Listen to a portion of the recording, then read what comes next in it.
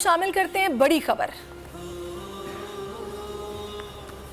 एक दिन तीन त्यौहार, यौम पाकिस्तान और रमज़ान और मौसम मेहरबान। कौम 23 मार्च का जश्न रमज़ान में मना रही है। रहमतों के अशरे के आगाज के साथ ही कराची वालों पर अब्र रहमत बरस रही है। कागज के टुकड़ों को जोड़कर खत्ताती का मुनफरिद अंदाज, तौसीफ अहमद के फन की दुनिया दीवानी। ऑस्ट्रेलियन मुस्लिम अवार्ड जीतने वाले आलमी शोहरत याफ्ता खत्तात से आज आपकी मुलाकात करवाएंगे। ज़कात इस्लाम का तीसरा रुकन और माली इबादत, मगर साहिब इस्तिताअत कौन है और कौन नहीं, किसी को ज़कात दें और किसको ना दें, प्रोग्राम में इस पर भी हम बात करेंगे।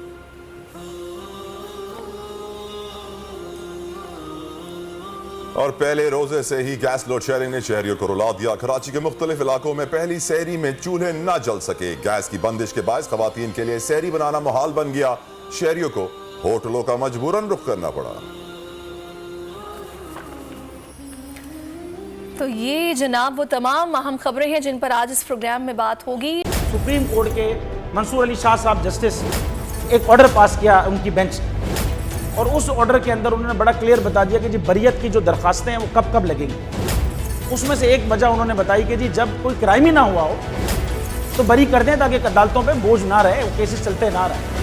सुप्रीम कोर्ट की मिसालें कब बनाएगा ऐसे लोगों के खिलाफ जो इस तरह की एफआईआर काट रहे हैं, वैसे ऑफिसर्स, और ऐसे लोग जो इस तरह के केसेस को जजेस चला रहे हैं। रहमत का महीना आ गया है, बख्शिश का सफीना आ गया। होगी मुलाकात उलमाए दीन से, जो देंगे इत्तेहादे बैनुल मसालिकीन का दर्स।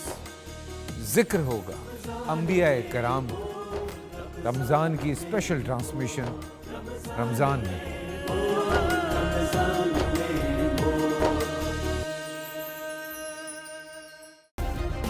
सब्सक्राइब करें और बेल दबाएं ताकि कोई खबर रह न जाए।